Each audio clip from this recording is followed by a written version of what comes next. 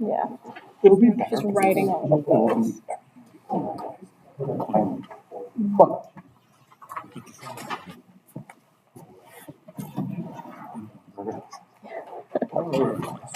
No. The whole place.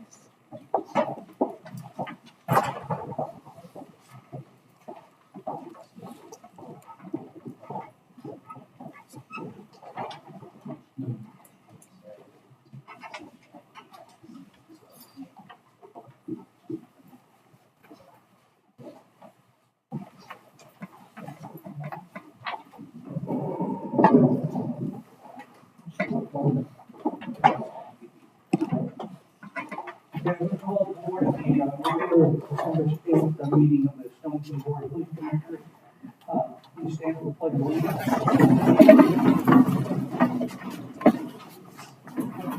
To the flag of the United States of America, and to the republic for which it stands, one nation, under God, indivisible, with liberty and justice for all.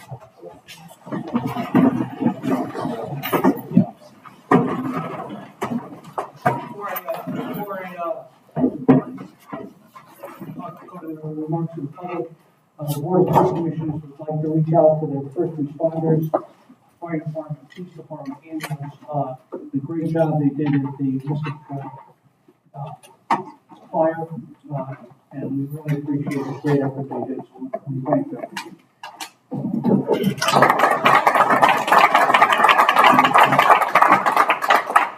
Under remarks to the public, if you have something that's on the agenda, please wait for that particular item to come up on the agenda. Is there anyone here that would like to make remarks to the public that is not on the agenda? Come up here and tell us who you are. All right. Thank you so much. My name is Jessica Mancella, and I'm a Pawcatuck resident at 65 William Street. I'm a nurse, and I'm also the trauma program manager at M&M Hospital in London. There have been no less than 3 serious bicycle accidents with injuries at the intersection of Pequot Trail and Whitehall Avenue, which poses a safety concern. A quick background of this is that M&M Hospital cares for people across southeastern Connecticut who've experienced traumatic injuries, and my role is to be a resource for the doctors and nurses who care for these patients, and with Dr. Stephanie Joyce, the trauma medical director, to increase the health and safety of our community by decreasing these injuries that lead to death and disability through partnership with the community that we serve. I analyze data for injured patients and look to address areas of opportunity to increase safety through educational outreach programs, such as Stop the Bleed. And we notice a trend of serious accidents seen by our first responders and our healthcare workers, where Pequot Trail drops down into Whitehall Avenue. And we just wanted to bring it to your attention. With this data and noticing this trend, we thought that something could be done to warn cyclists of this danger at this intersection with potentially a sign as like that terminal area of Pequot Trail drops down into Whitehall Avenue. And that's Thank you very much. Can you remarks first to make part of the I mean, I write like a serial killer, but of course. Yeah, I'll take those. We're aware that intersection is very steep, so I'm going to have the captain, the deputy chief. We're going to have the deputy chief pull the statistics. We'll take a look at that and find out exactly what we can do for that intersection. Thank you very much for that part. Awesome. Thank you. Thank you. Do you want to write your email? Sure. Okay, under new business, planning, zoning, special use permit application, Wind Development Corporation. Bill Sweeney, go. Thank you, Mr. Chairman. Good evening. For your record, my name is Paul Sweeney. Reach out to you, then if you want to send it to me. Certainly, as always, appreciate the opportunity to join this board. Some of you may recall, I represent Wind Development Company, which is a development arm of Wind Companies, which is a private multifamily, family-owned regional housing developer that's based out in Boston. I appear before you tonight in connection with a pending application before the Planning and Zoning Commission to modify our previously approved project for affordable housing development Thank you. submitted under section 8-30G of the zoning statute down in Paugatuck at 27 West Broad Street, 15 Collinsville Street. Joining me this evening, I've got Matt Urbania. Matt is project manager with Wind Companies. I also have Joe Valskis. Some of you may remember Joe was actually traffic engineer for the project for BHP. He was our traffic engineer 2 years ago when we appeared before this board during the COVID pandemic virtually. So we have the same engineer who's here tonight with us as well. At that time, back in the fall of 2020, we appeared before you seeking your recommendation to the P&Z board on the original application for the traffic design of the project. And some of you may remember the project that was originally proposed was 82 1, 2, and 3 bedroom mixed income units on the site. We worked closely with former police chief Darren Stewart on our traffic design, and we actually specifically proposed in front of the board certain improvements to the intersection of West Broad Street and Coxwell Street to address several concerns of the former chief. And as a result, in front of this board, we got unanimous positive recommendation on the project. The current application that's before the P&Z has minor modifications to that project. The only major exception to that minor designation is that we reduced the size of the building by about 25,000 square feet. This maroon rectangle on the site, here is West Broad Street, here's Cogswell Street. This maroon rectangle shows the now proposed footprint. Previously, the building extended all the way out over this surface parking area as well, so we pulled the building back. And we've also reduced the total number of units from 82 that were approved to just 70. The smaller building has a new exterior design that's really not within the board's purview, but we're trying to provide some peaked roofs to it, a little bit more of a New England architectural design to the skin of the building. All the 3 bedroom units in the building have been removed, so it's only 1 and 2 bedrooms. And we've actually increased the total amount of parking on the site to 93 spaces, even though we have 12 fewer units, so our parking ratio for the site has really increased dramatically. We're also, as part of this proposal, we are going to be de-restricting this property. Not only will there be income caps on some of the units, which is what affordable housing really means, but we are now requiring that all units, each unit in the building, each of the 7 units, be occupied either by a resident who is 55 years of age or older or has a disability. So these changes that we're making are really driven to meet the pressing need for affordable housing in Stonington. Stonington has about 5.5% of its housing stock as affordable. State legislature has designated 10% as the target for all communities in the state. Now, I understand that this has been a controversial project. There's some people in the community that don't like affordable housing, or they have concerns about how it's built, or how it's funded. But really tonight, this is just about the traffic flow to the project and whether it's safe and efficient. I think what's most important for this board to understand, and Mr. Valskis will testify to you in just a moment, is all of the improvements that we were making in the original design are still part of the plan. All the improvements to West Broad Street, to the intersection of Cogswell, to the crosswalk, they're all staying part of this proposal as well. We just have less units and less traffic being generated from the project, which I think everybody can agree is a good thing. So you're going to hear from our traffic engineer just to confirm what I told you. And he's going to talk to you about his updated traffic study. We updated our traffic study for the project. And I'll also just talk to you about some of those intersection improvements just to remind you and confirm that they're still part of the project.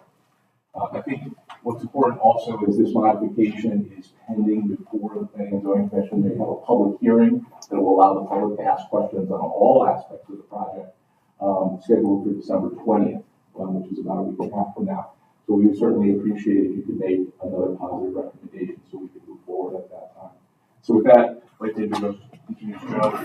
Joe, just very briefly go over the traffic and open the before question. Thank you.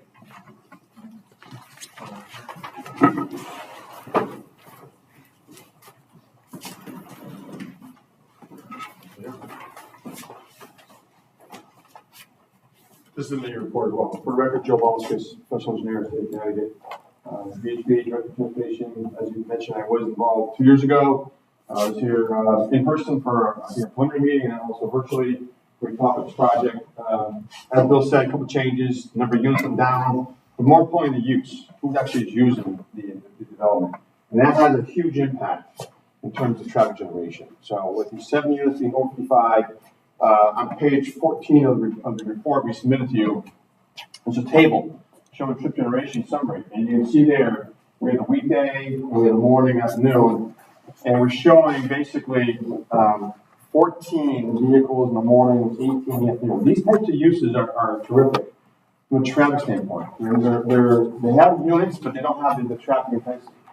So when you use that age bracket, you see that there's not a lot of drivers, no lot of parking, and this generation is based upon all the studies that we've done, national studies as well.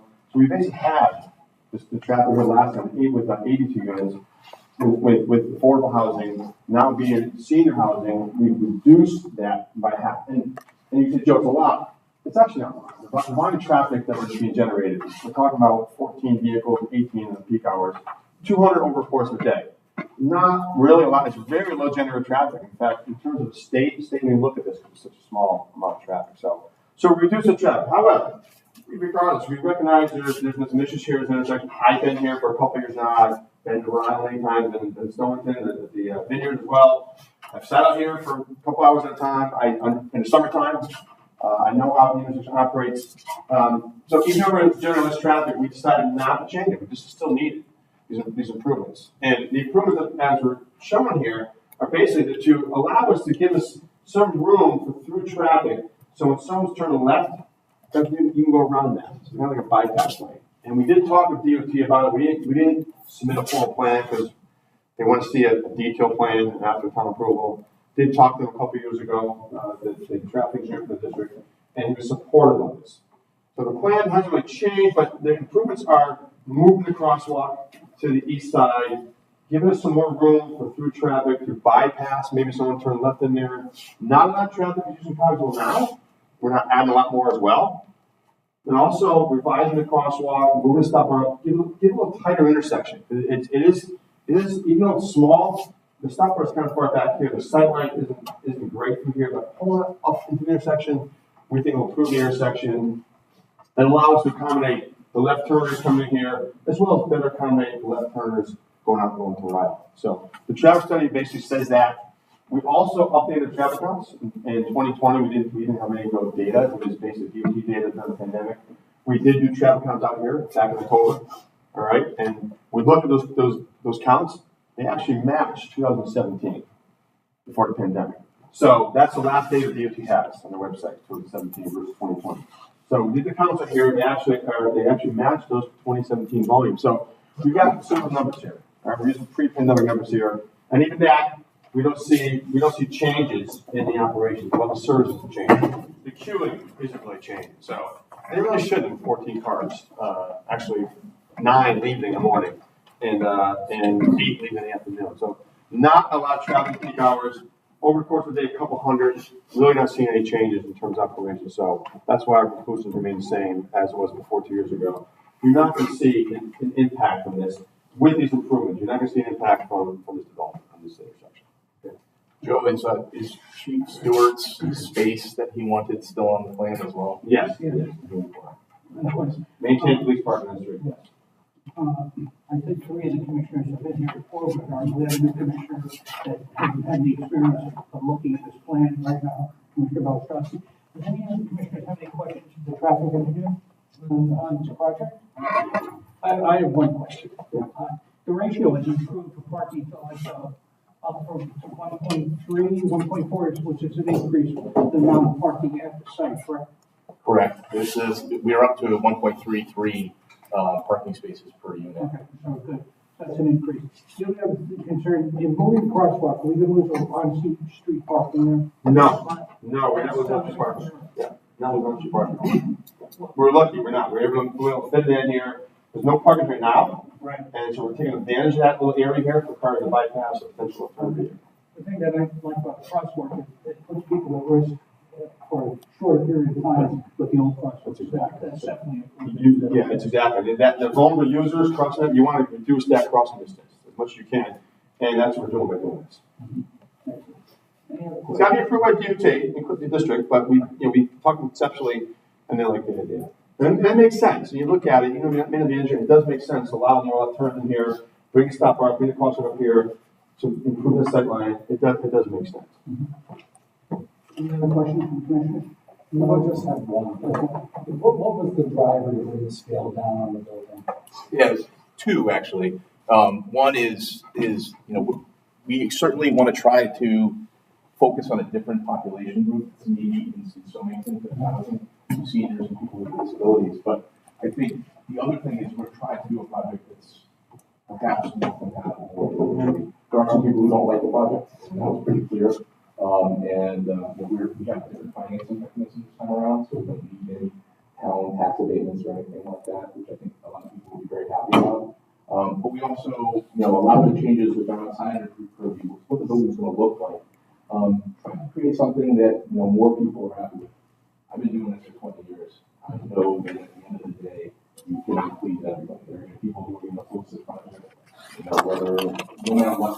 But we companies has a long history of trying to work with communities in a positive way, trying to build consensus. And so that's what we're trying to do here. We're trying to do something a little bit less intense with a little bit different population to address some of the concerns people have. Any other questions? We have a motion to send on to the zoning board that the police commission seek no problem with safety and traffic enforcement on this project. All in favor? Thank you. Thank you so much. How does it work? I'm sorry. Sorry to interrupt. But, You come up and identify yourself and I'm just not sure of the process, so my apologies for that. Stephen Capizano, I have Capizano Olive and Vinegars, which is on Carswell Street.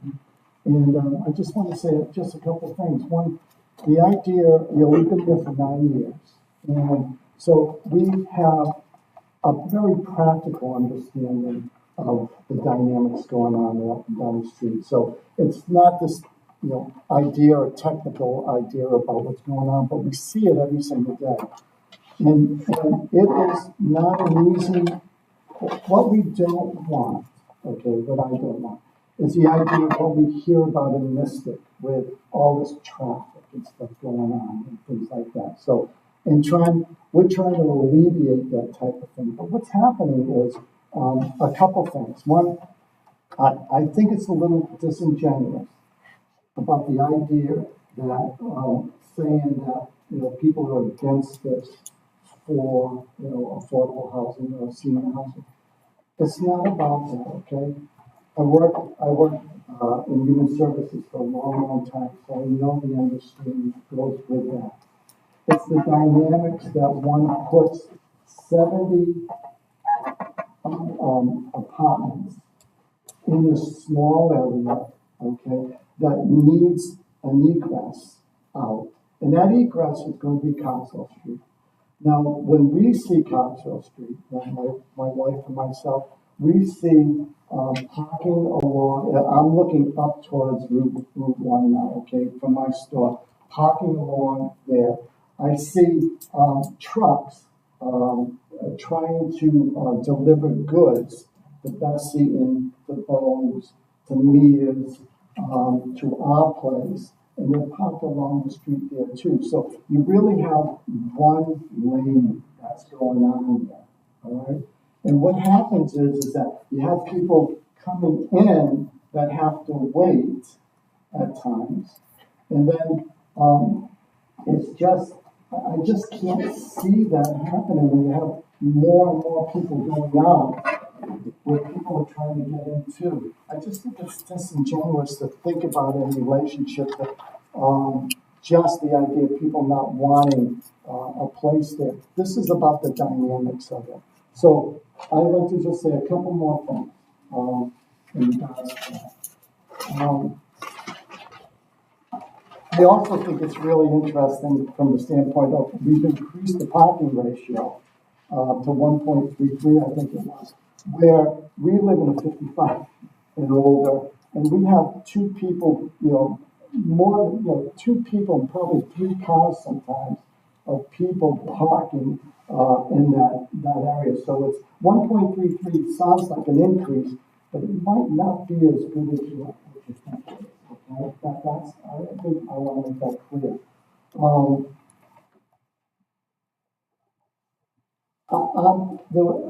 I come from the standpoint of a great president who says, trust but verify.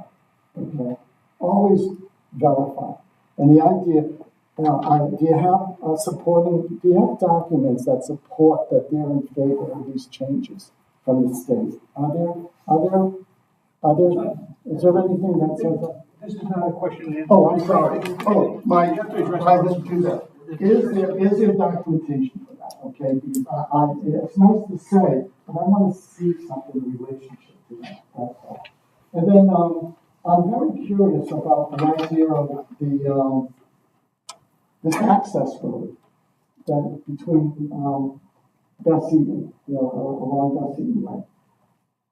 Is it an access road?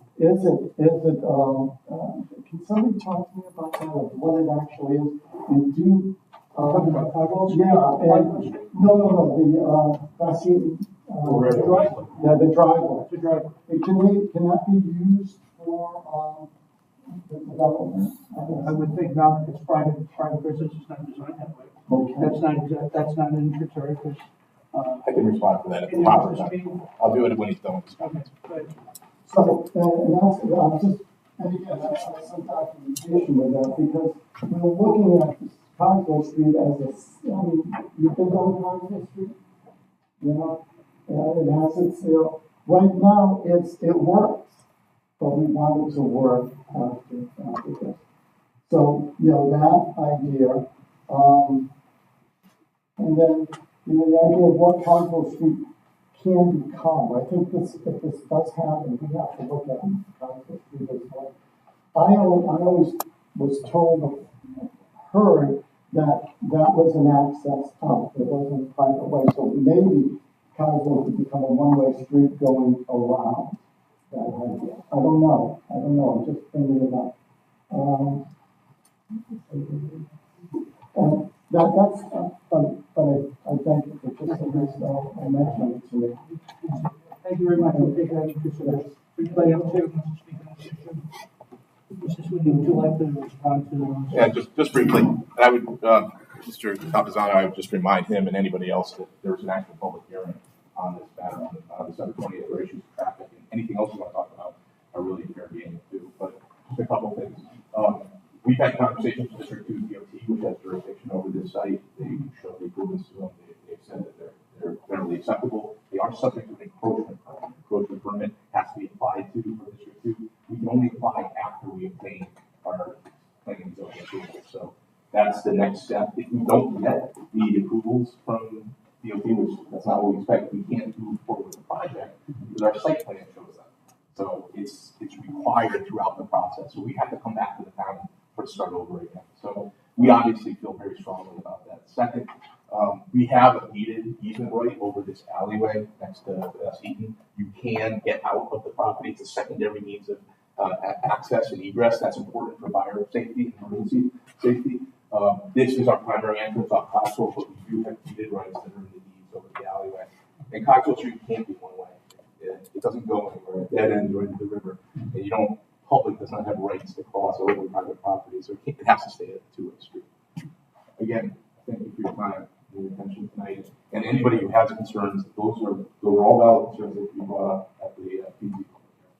This commission is concerned with traffic safety and parking. As a result of the additional testimony, is there any of the commissioners that have concerns about a previous vote? Thank you very much. Thank you very much.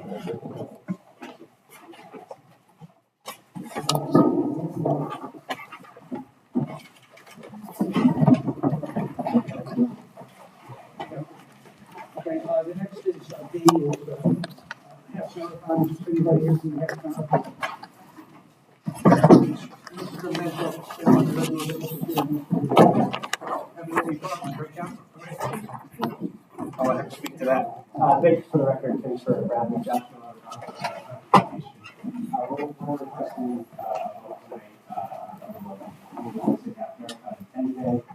take place Monday, April 1st, 2023. We've spoken with our exactly the same as how we operated in 2022. Which kind of worked extremely well. The event and the partnership and benefits of this commemoration to date is $160,000 for the partnership continues. We're excited to raise funds for them.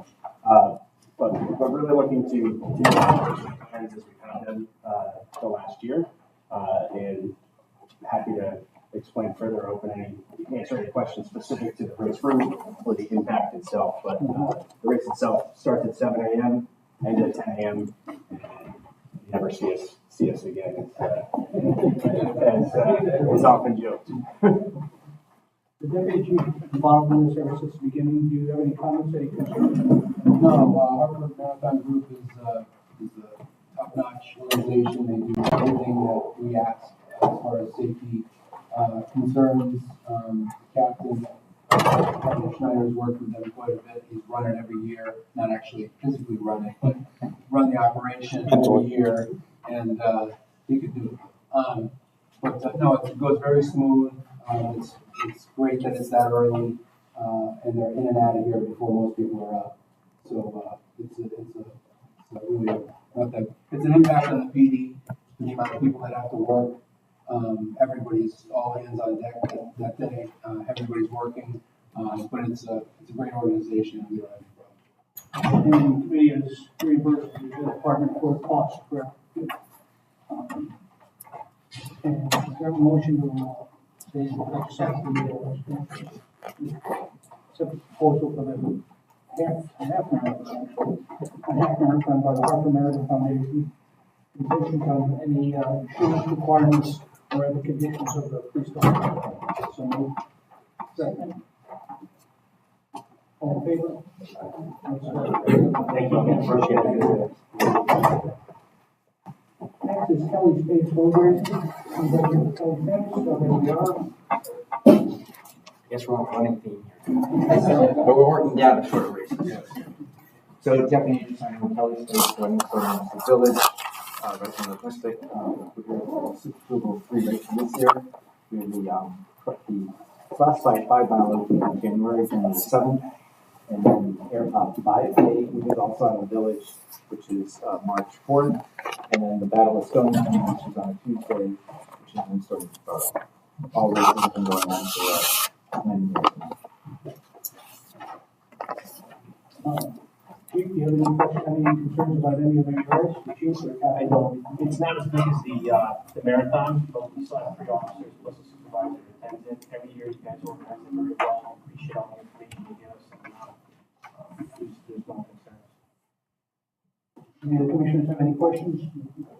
Motion to approve this event, these events is submitted to the commission subject to the meeting of the town's insurance requirement and any issues that the police department determines are needed prior to the date of the event.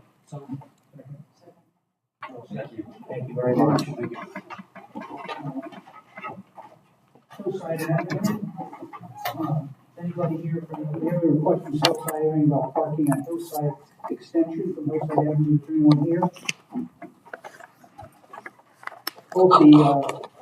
This is an issue about parking on Hillside Extension, which is, of course, dead end street off of Hillside Avenue. And part of the concern is parking on the corner, at that corner, at Hillside Extension on the northwest corner, northwest corner. There's a fire hydrant. My suggestion, is that we mark the fire hydrant, and 10 feet is a requirement by statute on that area to see if that improves parking. We gotta see, first of all, the letter come in, has come in, so I think that's what we handle that. Any of the commissioners have any questions? Acceptable?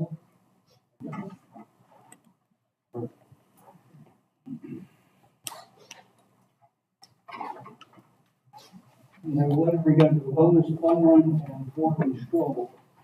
And this is from the Children and Family Agency. Child and family, yes. Thank you.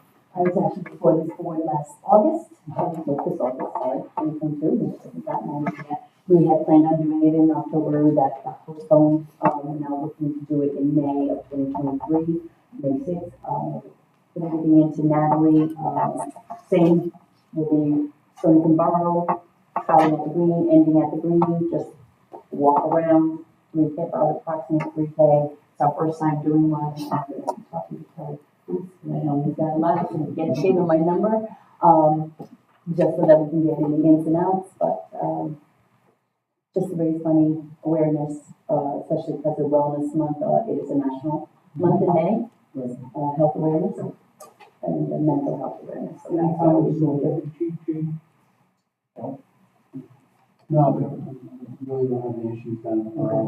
Any questions from the commission? And I know I have to go before the board. Motion to approve the event as submitted to the commission, subject to the meeting of the town's insurance requirements and any issues that the police department determines are needed prior to the day of the event. So moved. Favor? Thank you. Natalie said I could get this signed tonight. Commissioner. Also.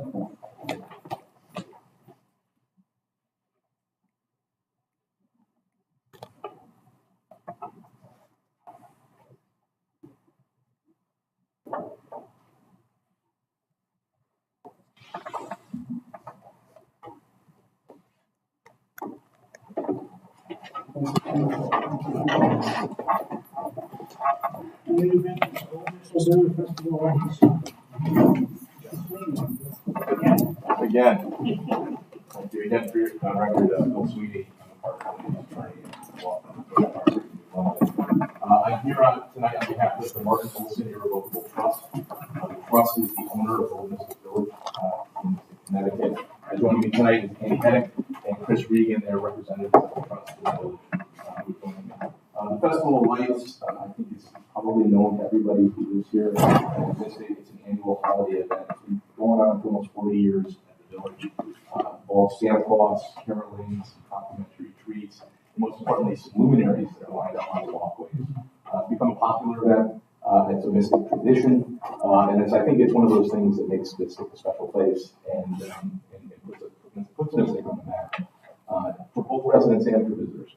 The event is on private property, but it clearly has an impact on public roadways. And I know this is a concern of the chief and a concern of the board, and it's critically important that we make sure that events at the village and events at other venues throughout the town are done in a safe and efficient manner. Something that I know that's important to you folks and it's important to my clients as well. Chief Del Grosso asked us to appear before the board tonight to share details on this year's event with you. To help coordinate everybody's collective efforts, make sure that the event is safe and successful going forward. I expect we may do this in the coming months for other events that we have at the village as well. And we hope that this is sort of the beginning of a new level of cooperation and collaboration with the board and the chief. Annie is going to get up. She's going to talk a little bit about the festival lights. I know you know about the festival, but she's going to give you some information on numbers, on visitors, how they've been marketing the event. This event is really important for our tenants in the village. The events are really critical to the success of their businesses. But she's going to talk a little bit about the event, what's going on this year, some changes they're making to the event specifically to try to create safe parking situations, and some ideas that she and Chris have come up with to try to alleviate some stresses on that parking situation. So I'm Amy, who's much better speaker than I explained that.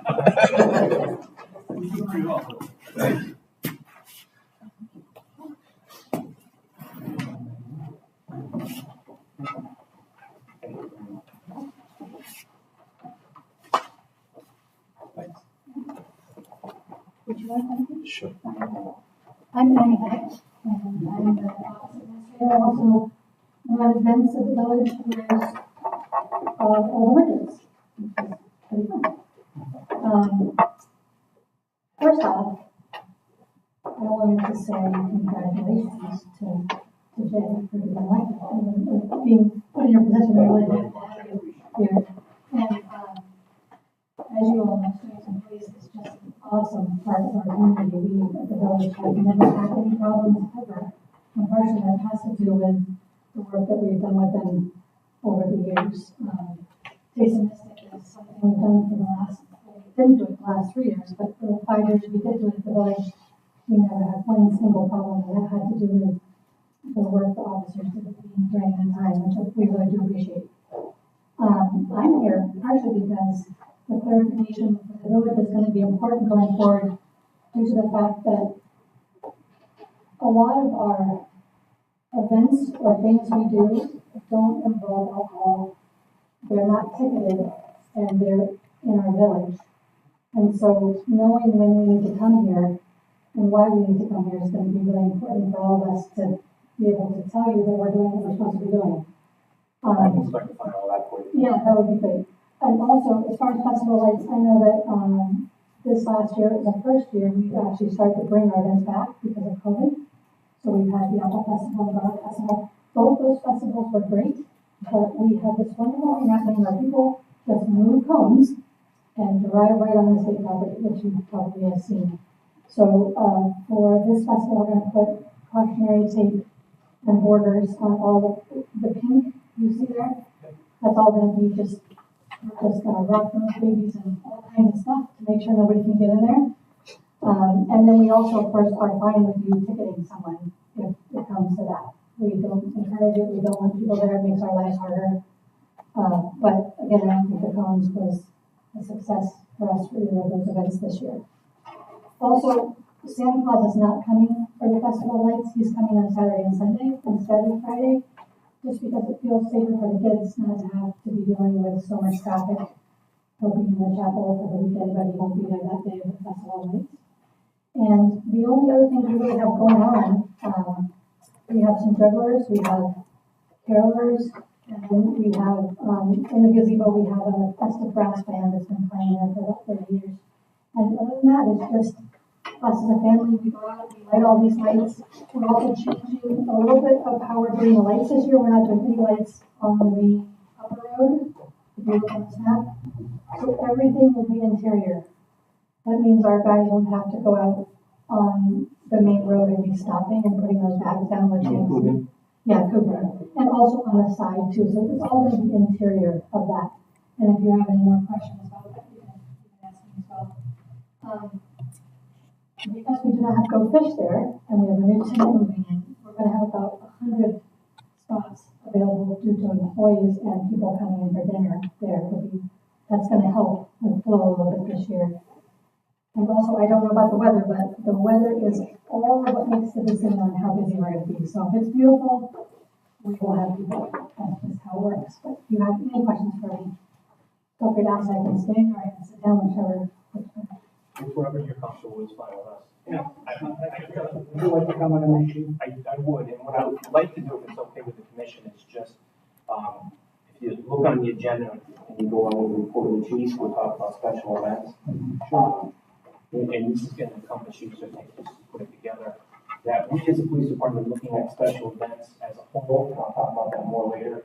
But we're looking at every event in the town is such an impact on the police department, such an impact on public safety as a whole for the town.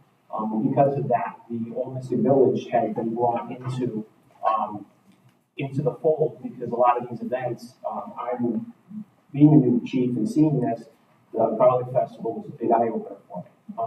We had a lot of issues that happened, but what was great, we had the meeting down in the village.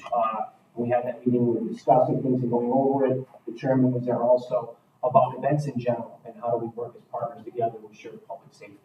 And during that time, the next one that was coming up was the Apple Festival.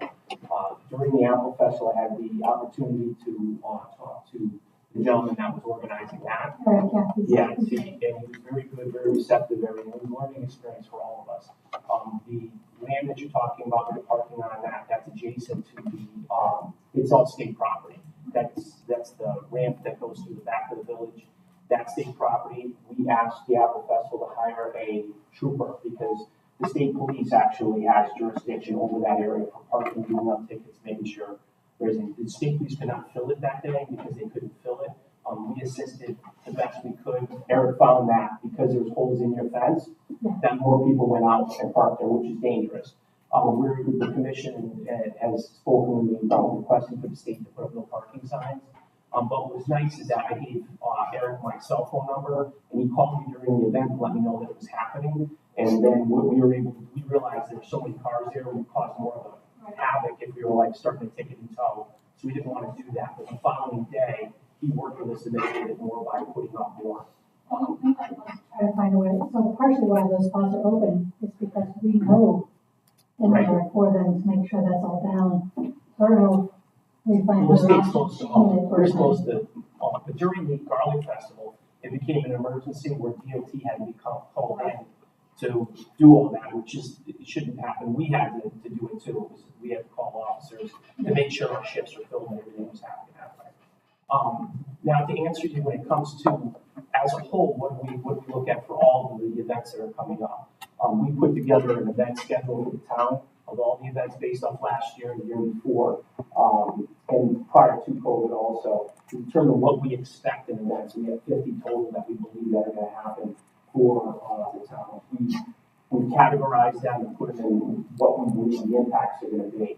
We went through all the events that you have had in the past that we never publicly list and we're familiar with because we all live in town. And we actually came up with that list of having the only ones that we believe that would have an impact is going to be Cabin Fever Festival that takes place near the March of Dimes walk that you have that goes through the No, we don't do March of Dimes anymore. Yeah. Cabin Fever actually happens, just so you guys know, in the village, and all of the restaurants except the ones that are inside those stores. Right. So, that's a good question to know, because that's why we never approved that. Yeah. And all I'm saying is this, is like, I mean, we go back to this, knowing how much of an impact it was for Garlic Fest and Apple Fest. Yeah. Apple Fest, we're fine, we're going to make adjustments I've already spoken with DOT, we're making our adjustments there to make it safer. But when we talk about the festival lights, I don't know what's going on or what's happening, but by you coming here and telling this right now, I've already hired, I have to 2 to 3 weeks in advance, I have to hire my officers. So I've already hired 4 officers for that event and to have them there, and I'm going to ask you to hire a trooper for it. But I'm going to say this on it, is that right now I don't know if 4 is really necessary at this point, but I had to do something because I didn't hear from anybody and I didn't know. So now when we evaluate and go over it, maybe we need 1, maybe we need 2, I don't know what we need, but that as a partner we evaluate and see what that is. When I say the trooper, I don't have any jurisdiction over that ramp. I don't have any more jurisdiction over that parking. And the only way we can have control over that is for you to ask them if they'll do that. Sometimes they won't fill it, and what they'll do, like the last time, they didn't fill it, and they just had their patrols do it and assist. But moving forward, what we also did, what we find to be the most dangerous thing out there is the crosswalks, because people wanting to get to the village from outside and crossing over. So we took the liberty of getting lighting towers. Yeah, we're putting those up to try to help with that, to make sure that happens. And that's our responsibility. We're taking that on. If that's successful, then what that allows us to do is next year, if you decide to have it again, I might not need as many officers on crosswalks. It might help limit that. And then you just have a lighting tower there. So those are the things working as a partner. I'm not going to worry about those things. I'm second on that Chris come up because we're coming into a place where he knows more information than I do. But I will say to this group that one of the reasons I'm here is I represent the merchants. And a lot of the reason we get people in the village is because it's free. So we have people from all over Connecticut that come. And when those costs go up, we either have to stop doing those events or we have to find that money from somewhere. So and I know you're aware of that. I'm just there to say that for them, that this line is really, we don't make money on any of these events. But I'm going to say this, by things that you've already said to me, which I know now. So to understand this, to determine how many officers we need for safety, and I have no information, which I didn't. Because we've never I have to take an educated guess based on information from my officers from the past. And that's why I picked 4, because that's the safe number for me to pick. But I'm looking at it now, and you're telling me you're not doing the lights on Coogan Boulevard. That is a huge help for us. You're saying that you're breaking up Santa and having him come a different day. That's huge because it's a huge concern for us. We would see, I live right over there, I see they're trying to get their kids across the street to get to Santa. Those two things right there, I'm sure I'm gonna see a difference, plus the light towers. I'm telling you that we'll work as partners next year. When we see it, we'll evaluate this now. I can give you a good idea after talking to my officer, seeing it that night, what we're looking at, what we need. Well, I appreciate all talking to me and talking to me. Any questions you have, you always call me as well. Yeah. If you don't, that's the answer. And what I'm gonna do is, we're gonna have at our office, we're gonna send out everybody that we believe that you're gonna have that event. We're gonna send out well in advance. And I'm gonna put in there, we've already put in the list that I had meetings with our administrators here, and we've categorized all of our events to see how many officers we need in the past, where we are, and you'll get an idea in the beginning of what we think. Right. And then if you're looking at it, you're like, hey, listen, we don't believe that we need it here. We'll tell you why we've come up with it, and we have discussions months in advance. Which would be great for me. Yeah, and then you can sit there and say, well, if we say you change this one thing with your event, then we don't need an officer there. And I can tell you honestly, we don't want to hire officers for these events because we have 50 in town. If we don't need to, You don't want to. no way. Yeah, I understand. Nice to meet you. Well, the board appreciates you. I really appreciate you coming. And it allows us to do the planning that we needed to do, and certainly want the event to be successful for the town. What we've seen is that Mystic has got so much publicity that we're overwhelmed sometimes. You know, I know it's good for the merchants and everything, but it kind of overwhelms the police department. And the amount of time that our officers work, they can't be with their families, and so we don't want them to have to work. You know? So it's very difficult. So, but we appreciate you coming forward, presenting this, and letting the chief and the board get together and get the planning. Like he said, there's a good possibility you're not going to need anywhere near what you have this year in the future. So We're just that's going to important. have 5 events right now. They're too packed out. That'll be very helpful because, Well, the Apple Festival, the one for the Apple Festival is much better than the Golf. Much better. We're gonna be reaching out to the DOT to talk about making the state property where it's employees and vendors only. So if you take the Apple Fest or you take the Garlic Fest, just the amount of cars for the employees in the village is over 100. Okay, and then if you have the vendors taking out the trailers, you put them out that one, open off, they don't go out. They basically, once they're done, they go out and they take off for when all the traffic's Have going. we got any response from DOT yet, or will we? We're working on that. So, I know, right? So this is some analytics on our social media of what people are interested in coming. Thank you. So if you look at where it says interested, all right, Shower Fest is 4,500 interested in 2019. As you start going into trick or treat, it's 250. It starts to increase in 2022. But those are people not actually coming. They just say that they're possibly interested. The Festival of Lights has been pretty consistent throughout the years because it's a tradition. People come and they stay at the hotels, as an example. You can see on the interest of the events, the users, how many page views, and you can see the uptake on certain events. There's a graph. And I also did on the back was an analysis of how many parking spaces are in the Golden Triangle. We have 3,900 parking spaces. That's not all of them, but I just listed the amount of parking spaces. So for this event tomorrow night, we're going to try and encourage them to park on my property on Maritime Drive. That's the 160 parking spaces. The merchants. I don't expect the people that are older, they're going to want to park over there. So obviously, take out the parking space. We're trying to eliminate the employees taking up the park. I think that will help alleviate a lot of problems on the roadway. People driving around trying to find a spot. One of the things we're trying to do, with my client and I are trying to do is look internally to try to start putting together some of these analytics so that Chief, when you begin to send out these letters and ask for advance, we'll have that information at our fingertips to say, this is how many people, how many likes we have on Facebook, these are how many interested, this is how many we estimate came last year. So we can look at trends and, for example, if we see an event that is trending upwards, that might be something that requires a little bit more help from the police. But if we see an event that's pretty stable and we know that one officer or two officers was sufficient last year, well, maybe one or two should be sufficient this year. And I think this whole idea of just, this is new, the idea of working on private events and coming before the board, that's a new thing. And so we apologize for being a little bit late on this event. But going forward, I think we have this new level of communication. And I know the chief and I had a conversation before this meeting started, about that sort of new start of being able to, and maybe, what we do between us can be a model for the aquarium and this board, for the seaport.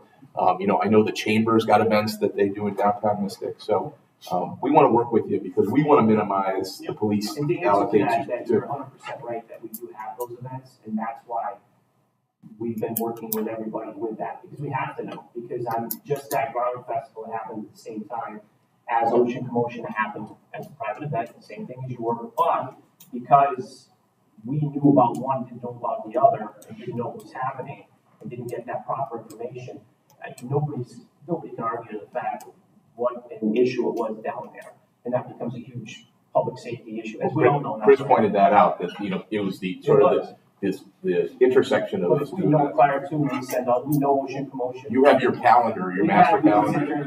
By the way, previous years, they had the same weekend, they did it every time, it was Garland weekend, they had the Ocean Promotion. And we know, just to please understand this too, the only concern we have is that I have enough officers and not to reduce the services to town that our primary responsibilities are calls for service. Right. We still have to respond to 911, we still have to respond to, plus when you take that many people and put them in that area, that becomes more of a stress on the current patrols. Then on top of it, I have officers that attend the event. So I have to balance all that out throughout the town. Yeah. We have other events that happen that just happen on the river, but that event actually affects the town, and we're addressing those also. I think it would be really helpful for us. You said that you have identified 5 events that you think that you're going to need to have information on and potentially to provide police services. Yep. Help us to understand what those events are. Let us know as soon as we can. And we're coming into the new year. You're going to get all 50 events have been identified through the town. All 50 events, including even though you're not having that March Dimes block, you're still going to get the information. Well, we can get back to you and say, listen, that's not an event this year. Take it right off. And if you have the 5 or the 6 events that you have, we can say, we can get it to you, turn it around. This is, we have it planned for July, whatever. Yep. This is the date, and here's the information that you've requested on it. That's exactly the kind of partnership we're looking for. Exactly. You're going to see all the paperwork that's required, how many officers we believe there's going to be.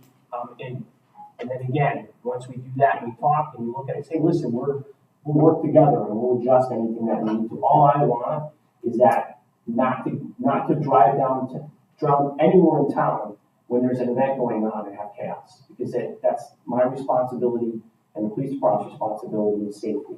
The only thing I ask on this is that any of the events that you do that identify the fires, that you still contact Olmsted Fire Department, because that was a really big thing for them. They were very concerned with getting their fire trucks in and out of the village, and I know that they spoke to me about it. There are partners with providing public safety, and we have no jurisdiction to say to anything inside that village, but we would love for you to partner with them to make sure that. For the festival, that's going to be a non-issue because you're going to have the candles lining the fire line.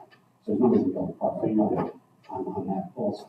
To give you an example, on the Garlic Festival, it got so big, it got to 76 vendors before, and we cut them back because we said it was too much. We cut it down to 44, and then they had 19 bands play. It's too much. I don't know if you guys know what he's saying when they say they, is the village is comprised of merchants and management. Mm-hmm. So the merchants now run the Garlic Festival again. We took it away from them for about 5 years because they made it too big. And we said, nope, it has to be small again.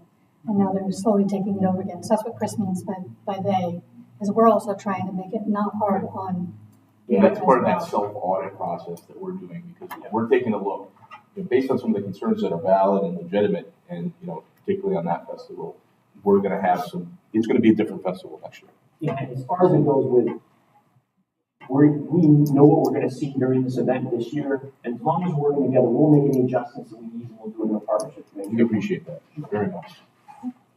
All right. And you're gonna push some for, people for the Marathon Drive. Is it going to be police officers, someone who can go for? I'm gonna have to, we'll have to look at it with Actually, security guards on. So basically, if employees go over, we're going to basically escort them over. It'll just be employees. We're not putting public. Yeah. To free up public spaces on site. So it's basically that space that we're going to go over the park. And then We have some older merchants though who aren't gonna wanna walk all that way, so we're trying to work with people. You're not pushing public. And then by not doing the lights on Cougar Boulevard, the cars aren't gonna be slowing down watching. That should move the traffic faster too. Yeah. Just some of the little things that we're trying to do to do our part. And for you to understand, for us, is that not only do we have to schedule our officers for that time, which is, we have to do that weeks in advance, we also have to create operational plans, those operational safety plans, and they have to be written, put out, they have to go through the chain of command, they have to be approved and know that this is what we're doing. So when it's just not cop goes down, that's it. They have to have a safety plan of what they're doing, what the responsibilities are. We can't do it unless we get this information. Now you give this to me, answer that. Now that I know this, what we'll do is we'll put all that. Well, and now going forward, doing it well in advance, if you have something on that you think, and we're like, geez, that seems like overkill, we can at least sit down and meet and go over it and talk it out. So I think that's all we want, is that kind of back and forth. The other one thing also, I can make a list for you of any type of event that the merchants are doing. That's going to be scary for them if they think that any of those events need a police officer. And most of them don't. So it probably is best for me to just meet with you about all the ones. I can tell you which ones are on. You're going to get a letter. The meeting aspect of it's really, for me, won't be necessary, because I'll tell you just based on the examples from before, it's going to be Cabin Fever, March of Dimes, which is out, you're saying, Garlic Festival, Apple Festival, which you already know, and Festival of Lights, which you're here for. So the only other one's going to be the Cabin Fever. That's all I've identified. And Taste of Misty. And the taste. But the taste is, we all know where we're going to be at that. Yeah. So as far as it goes with anything else, nothing has come to the light here at the police department that we feel you need a police officer. What happens if we decide to do another event? Like, for example, we're not doing March of Dimes and we want to add something back You in. can do any event that you want at any time on your private property. If you think, based on the fact that this event is going to be anything like the ones that we've identified, and we'll know why. Just say, if we have even an inkling, we'll let you know. Yeah, just say, then we'll talk to you and we'll see where we're at with that, and we'll figure it out and then we'll put it on there. And again, if I didn't have to put these on for police officers to be there, as far as the size of our department, in comparison to how big Stonington is getting, we don't need any more events. It's a lot. But we understand how important it is to our merchants, how important it is to the families in just our town and the surrounding areas that come here to enjoy them and party, including my family. We're very appreciative of them, but I'm just trying to find that balance. Like the Apple Festival, it didn't take long for her to plan. It was a one-man show. Yeah. And the merchants had record days for sales. I said, you guys do during that.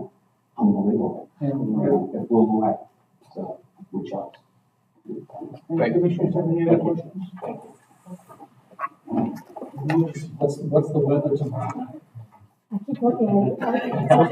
I think it's supposed to be good. Yeah, 40. Yeah. I would like to approve the amendment submitted. So moved. You want me to finish? That's good. Subject to the and the issues of the police department are needed for an innovative event. So moved. Second. All in favor? Thank you for your time tonight, guys. Thank you, Chief. Under correspondence, we have, we directed the chief to send a letter to the Department of Transportation regarding the passing of at Olivia Lane in Hoffman Country for we did send that letter to the chief, but there are sufficient comments. I got it. excuse me, a call from the Department of Transportation, from Thomas Silva. He's just requesting to get additional information of how many houses in the development that the commission that recently approved up on for the rest of the building. Also, how many cars that we believe on average stay at the that will park off-road at the nature preserve, and then also that confirmation that a road name has been sent into the town road, and it has been. So you're gonna collect that data and send it on to DOT? I will, and I'll notify the town of the same. Thank you.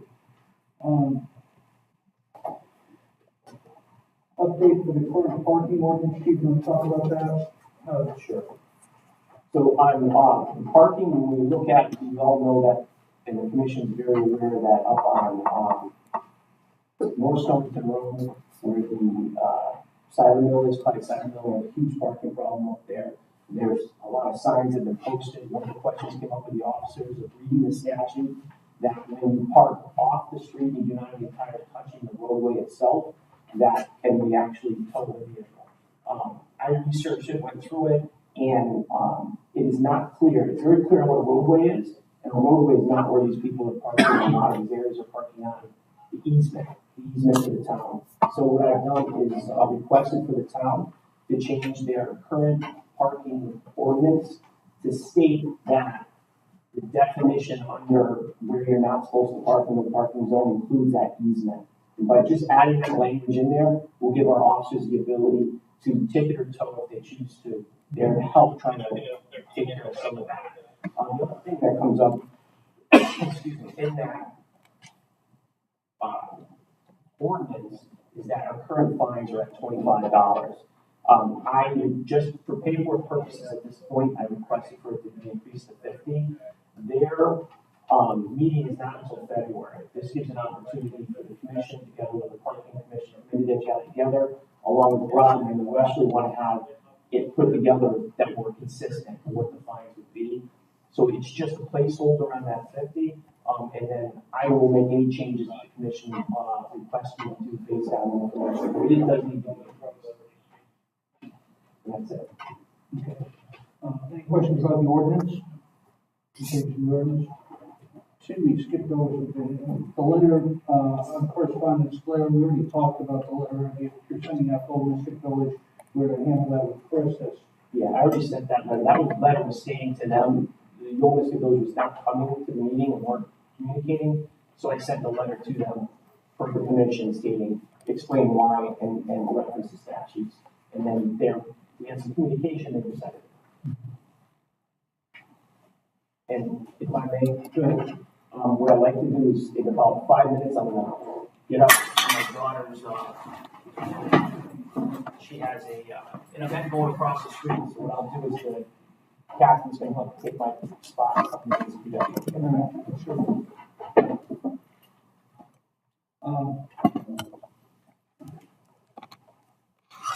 The commission, the Office of State Traffic Authority sent us an email requesting us, meeting the commission, and this was at our October meeting, to say that we didn't see a problem with the existing traffic conditions at Brookside Park at 111 South Broad Street, residential division. The commission felt at that time that the traffic study was insufficient for us to make a determination. And we felt that the study did not take into consider 3 current apartment complexes east of proposed development, Stonington, Spruce Meadows, and Spruce Ridge. The board told the traffic authority that we'll be willing to review an updated traffic study that included these issues. Is one of those ones that we mentioned was previously to them. They responded to us that they thought that the traffic study was sufficient.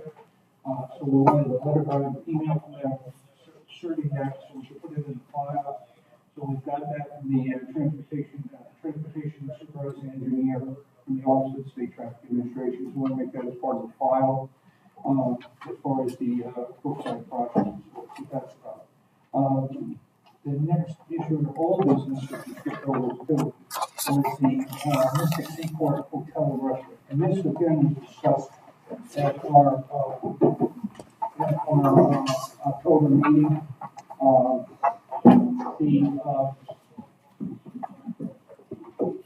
Question O'Neill, who was the did a traffic study for the Seaport Hotel project.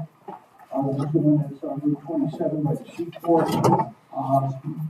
They initially sent us a traffic study back in 20. They sent us an updated conditions. When the commission reviewed that, they found a number of flaws that they thought was the traffic study, and so today we're sending a letter to the Office of State Traffic Authority stating that we find a number of flaws on their traffic study. One of the flaws was that this was originally presented to us in 2019, and when they did the traffic study, they proposed what they call a projected project on the traffic there. They only projected it to 2021. Well, this project is not even going to come into construction until 2023. We felt that there's additional developments around Coogan Boulevard and Route 27. There's a new restaurant that just came online at the intersection. There's improvements to some of the hotels. And Mystic Seaport is going to be opening a new exhibit in the Rossi Mill right across from the project, which will impact this area. And one of the other concerns the commission has is their crash data that they use for their crash analysis was incomplete. But since that traffic study, there's been a double pedestrian fatal right at the crosswalk just in front of this project. So we are sending this on not only to the Office of State Traffic Authority, we're sending it on to the Austin O'Neill, who did the original traffic study, and we're sending it on to the zoning board. And that letter is going out this week.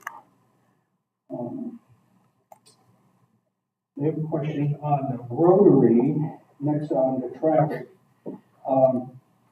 Does he want to call? I'm here. Oh, here? Okay, fine, come on up, sir.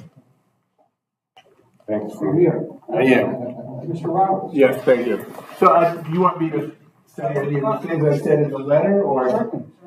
Tell us your concerns. Well, so I've lived here for a dozen or so years, and every year, the more and more I thought, what if this is a Rotary or not a Rotary? It's not a Rotary. And then I asked some uniformed officers about it the last year or two, and consistently got the answer, well, gee, that's a good question, or it is kind of confusing. The thing that makes it confusing to me is that there's the big island with the monument in the middle, and then there are those arrows pointing you in a circular direction, so it has the feel of a Rotary to a non-expert, a non-traffic expert.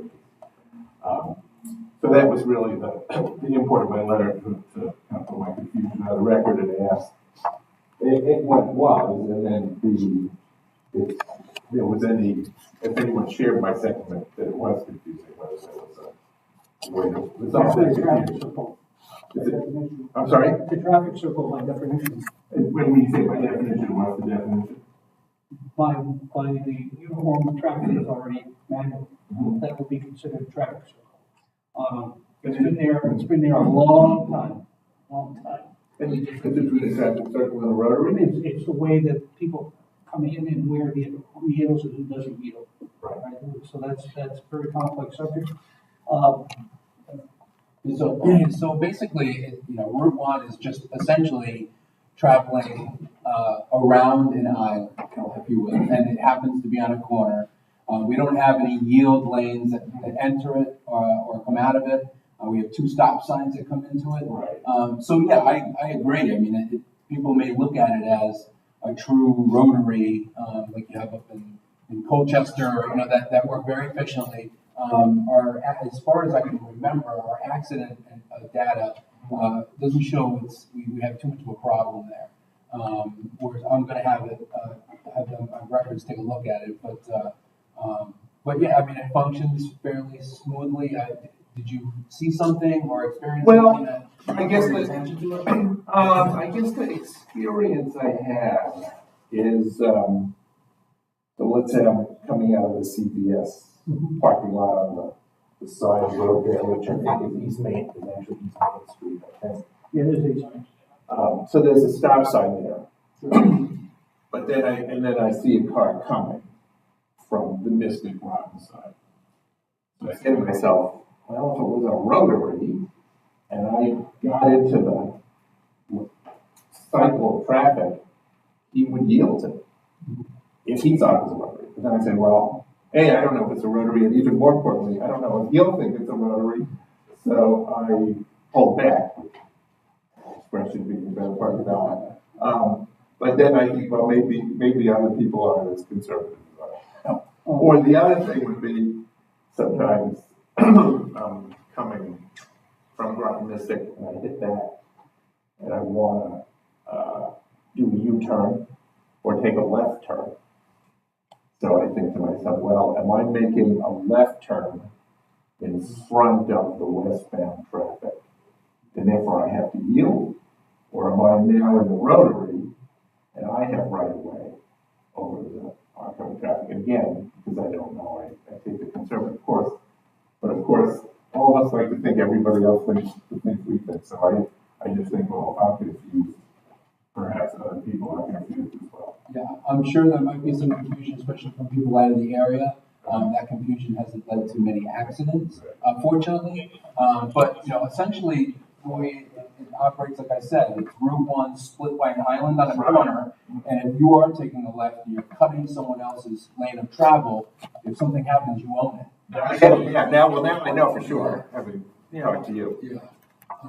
But as far as I know, we don't have a data or the state of Connecticut, because it is Route 1, doesn't have data that's screaming for some improvement there to make it safer. Because as far as I can recall, after if you recall of any accidents, we are going to have them take a look at it. But I don't recall too much of a problem there. But I do understand, and I appreciate you, chatting about it. And if you hypothetically looked into it and you decided that, yeah, well, there was confusion, is there an easy fix or not an easy fix? No, I mean, the only thing you can really do is make it very, very clear to direct traffic the right way around it. So, we'll see people, say, for example, downtown at the flagpole. People will cut the corner before the flagpole, and most of the people are from out of the area, and they just don't understand. And we don't have a lot of accidents there either. But it's the same thing. If somebody's taking a left, before the monument, if they're coming from Groton, it's just an oops type thing. Putting larger arrows around that pretty metal fence. I don't think that would help, because that addresses, as you say, the direction of traffic flow, but it doesn't address the right of way issue. But I mean, I've never seen a sign that says this is not a rotary, but that would be the clearest thing you could say. And unfortunately, you could be the first. Yeah, that can have the lighthouse and the first. This is not a rotary. That can confuse people as well if you start telling them what this is. If it doesn't scream what it really is. And hopefully most people do notice that it is just Route 1 split by a circle. Right. That was Route 1, but the roads change name. I mean, the Broadway goes up and the other one goes this, and Route 1 becomes the two different roads. I see people being pretty considerate there. People come out of Broadway and they stop by the road, by the traffic circle, and they let other people go, and people stop. I mean, it's, one of the things I did notice, and I think you talked to DOT about it, is that we thought that there was an overgrown of bushes there. We had them clear that, didn't we? We had to clear that, and we had to check the signs out there. Did we do that one time before? I thought we did, yeah. All right, well, thanks for your time. Thank you for addressing that. Thank you so much. Thank you for your attention.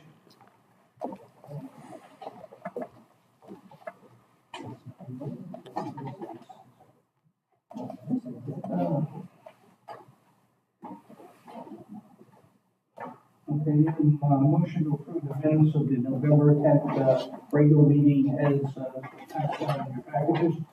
So moved. Second, all in favor? We have the report of the chief, but since the chief isn't here, we have the deputy chief. Is there anything on the report of the chief? Well, budget report, if you look at our budget, This is about the time of year where we start to cross into a better place. Right now, we always look at our salaries, specifically mine, the captain's salary is at 41.5% for the year, or to our budget rather, and we're starting to approach that with our bottom line at 38.8. So we start to, initially, it looks concerning with our budget in the very beginning because we encumber so much out of our budget. So it looks like we spent a whole boatload at the beginning and we're going to be in trouble, but we'll start to do that cross as we move through the fiscal year, and we're on track. There's no issues that are screaming out at us. Let's see. Then monthly report, nothing is, no significant trends, nothing of any concern that's coming up on the monthly report. Special events. So special events, this is something that the chief, I believe, has talked to some of you on, and what we've done over the last several days, and is addressing, taking a look at special events more closely and what their needs are from the police department, the impact to the police department, and strategy to, like we just discussed with Olmsted Village, the becoming partners and working together so these events are as safe as possible and as efficient as possible. So we're not looking to put a burden on some of these events so they can't have them, because we all know that there are some events that cut it close, and they're really doing it for the community, they're doing it for the businesses, and we want to make sure that we don't create a situation where they can't have them because of cost. But then again, we also need to protect our budget as well. So, but anyways, the captain, myself, and the chief went through almost all the events and categorized them. Looking at categorizing them as an A, B, or a C. An A being low impact with 3 or less officers. The low impact to the community, to the roads, traffic, and also to the department. Then a B would be a high impact event, 3 or more officers, and high impact to public traffic and business disruption and locking up the streets and some of the events. It's just there's so much coming into the area that there's only so much you can do to alleviate it, and it's actually, it's a problem, but it's also a good problem to have. It's better than tumbleweeds, tumbling down Route 27, and we're trying to have businesses be successful and not have empty storefronts. So it's a good problem to have to deal with, and I think we're taking the proper approach to make sure they're efficient and safe and successful for the entire town. And then we have C, major impacts, which are a major strain on resources, severe impact to the PD. So, for example, that would be one event that was talked about tonight, which is the half marathon. That is all hands on deck. Everybody's working. Everybody sees it coming on the calendar, and they know not to, schedule a Disney World trip or anything to be out in the area because they're probably going to get ordered to work. So we don't have a ton of those events, fortunately. But we also can handle them if we have to. And there are some other ideas that we have. A lot of departments in the area ask for mutual aid, and events like the half marathon, we can go down to East Line and help East Line with a Hartford Marathon event down there, and we simply just send the bill overtime slip for the officer to the Hartford Marathon, stating it's for the East Line event, and that's how we get paid. So it's not like we're providing an officer that we're not reimbursed for. So these are things that we can think about potentially for Stonington, but obviously would be for ordering purposes, because we would have union issues if we were bringing in other departments to try to reduce our costs as well. So that's something we've been working on. I believe you all have the list of events that will be categorized. If you have any questions about any specific, like the Irish Day Parade, that's another big one. Everybody's working. These are all great events. We enjoy them. We enjoy going to them. But we just want to make sure that we're covering them and letting everybody know that these are a really high impact to the town and to the department. Any questions on that? No. Anything on the consent agenda rather than thank you letters? No, like it's always great to get the thank you letters of people doing a great job, and you have all of those. So as usual, everybody's doing a terrific job, and getting the job done, and doing it in the way that we end up with letters. So kudos to all of our officers. Motion to accept the report of the chief as presented by the deputy chief and the consent agenda. So moved. Second. All in favor? Motion to adjourn? So moved. Second. So, everybody have a good Christmas.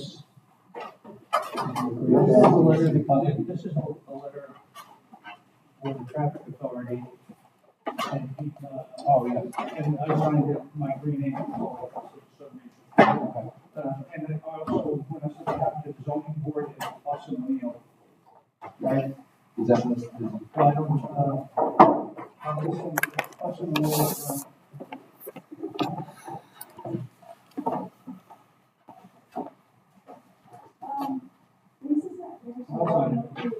Anybody, anyone need?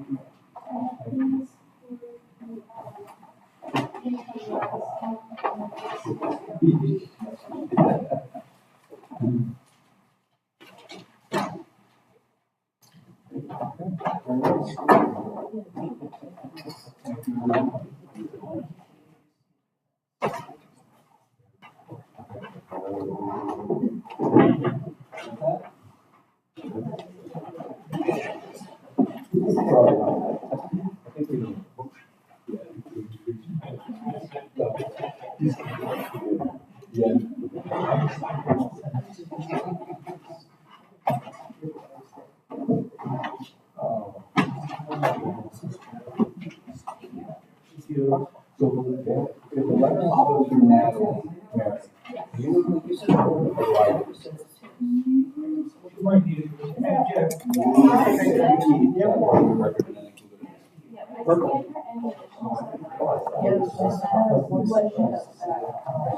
But I just didn't give it to her.